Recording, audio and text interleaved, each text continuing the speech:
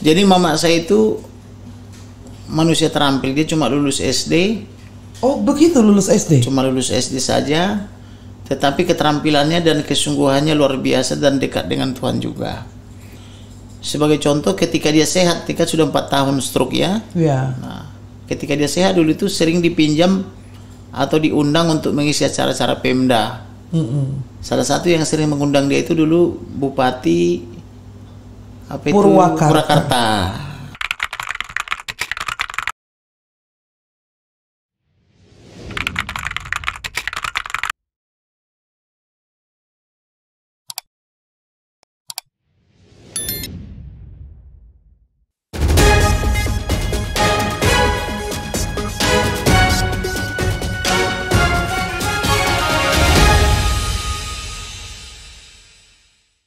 Tadi pertama saya ingin membuka ini semua karena saya sendiri sudah bertemu dengan Ibu Nurmaya Murupa Dede yang luar biasa ceria, yang luar biasa bersih energinya.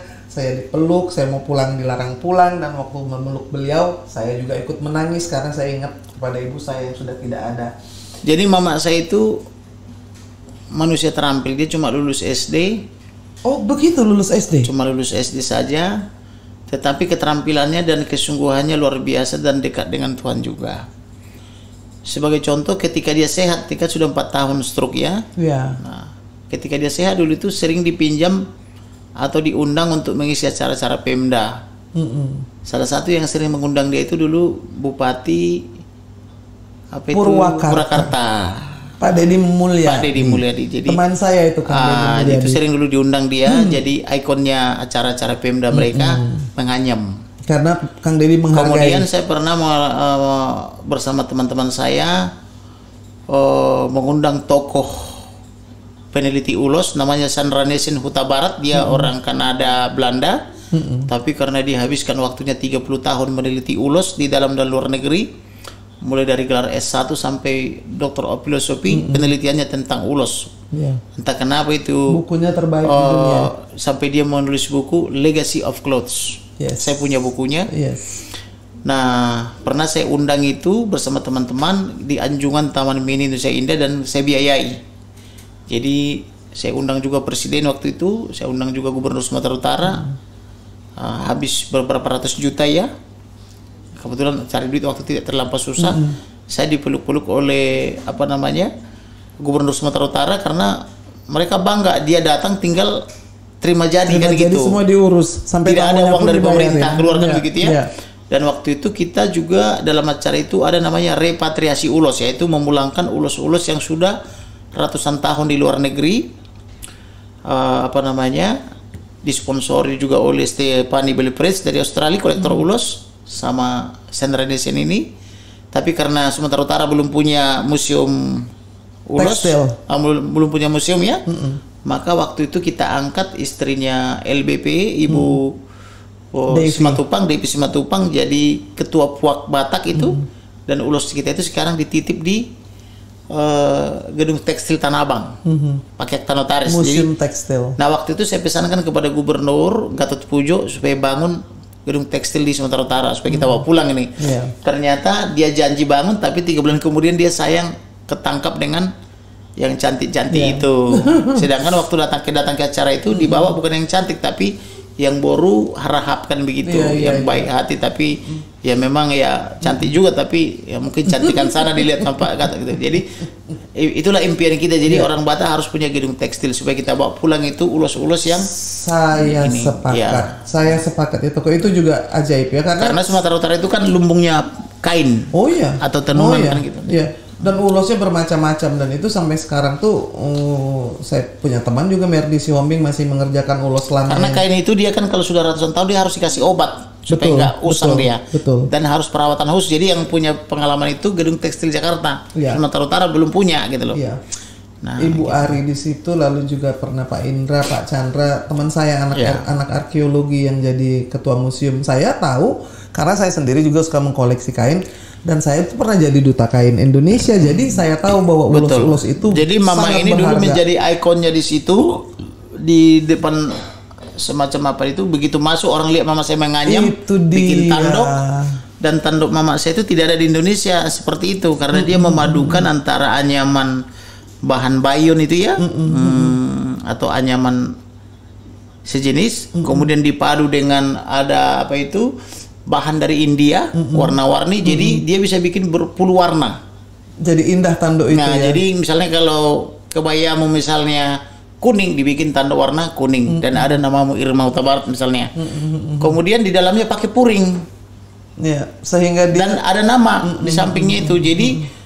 Jadi orang serasi antara kebaya sama tanduknya. ya. Bahkan sampai sepatunya bisa dibikin merah, dibikin misalnya ada juga warna hitam, ada juga warna hijau di musim Natal dan sebagainya.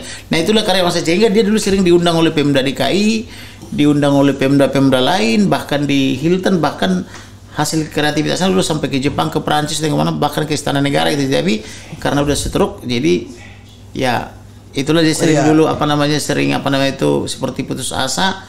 Tetapi entah kenapa waktu itu saya bawa ke mall, saya belikan handphone yang paling canggih pada saat itu. Di mana dia biasanya pakai handphone yang pakai nomor, tapi saya beli yang touchscreen, padahal dia stroke. Rupanya itu petunjuk Tuhan. Setelah kita belikan yang handphone yang touchscreen, terkoneksi dengan internet, setiap hari oleh istri saya dia dibukakan ini khotbah. Bahasa pagi itu khotbah bahasa Batak HKBP, siang misalnya bahasa Indonesia, malam bahasa Inggris. Penghiburan Jadi besar. harapan hidupnya jadi tinggi. Betul. Jadi semangat hidupnya jadi bangkit kembali. Jadi itu pertanda bahwa inongnya Pak Kamarudin ini adalah perempuan yang kuat, yang juga tidak pernah berhenti bekerja. Iya. Sekarang sedang stroke. Nah, ini saya mungkin kesayangan Inang ada yang tahu. Saya ingin mencarikan akupuntur dan juga yang bisa dibawa ke rumah atau obat-obatan yang apa. Kita saling membantu ya, karena saya melihat bahwa Inong itu di rumah merasa aku ini nggak bisa kerja. Cuman itu yang dikeluhkan. Iya. Aku ini nggak bisa kerja, aku nggak bisa kerja. Kalau aku nggak bisa kerja lebih baik aku mati aja katanya. Aduh, jangan begitu Inong. Dan Inong masih mengikuti berita-berita. Iya, jadi Update. Biasanya itu mendengarkan firman Tuhan. Pagi, siang, sore, malam. Makanya sih harapan hidupnya tinggi gitu ya. Tambah sehat dia. Walaupun stroke sebelah. Nah. Tetapi karena saya keseringan tampil di media, rupanya dia beralih jadi mendengarkan berita. Jadi dia bilang, kok makanan ini menjadi tidak enak, katanya kan gitu. Jadi mendengarkan firman Tuhan itu makanan enak, manis. tapi karena mendengarkan persoalan Ferdy Sambo tiap hari, dia rasa makanan yang sama menjadi tidak enak kan gitu.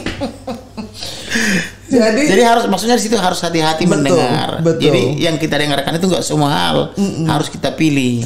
Tapi sebagai seorang ibu saya bisa kebayang bahwa dia membayangkan betapa bahayanya yang dilakukan oleh anaknya sampai semua makanannya terasa pahit. Terasa pahit katanya. Dari makanan jadi pahit karena apa yang dikerjakan oleh Kamarudin Simanjuntak mengurusi urusan Ferdy Sambo ini membuat ibunda Sri Kandi dari Parlumbuan itu menjadi pahit. Jadi itulah cerita sekilas mengenai anak Jadi siapa mama saya itu Kamarudin. satu kampung dengan Buru Pardede yang menikah dengan Yahudi yang membangun sinagog di Manado.